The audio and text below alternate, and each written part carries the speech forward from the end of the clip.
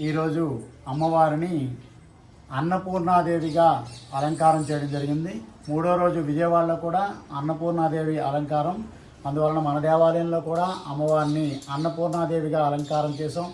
అలాగే శాకాంబరి దేవి, అన్నపూర్ణాదేవి కాబట్టి శాకాంబరి అలంకారం, అన్ని రకాల కూరగాయలతో అమ్మవారిని అలంకరణ చేయడం జరిగింది.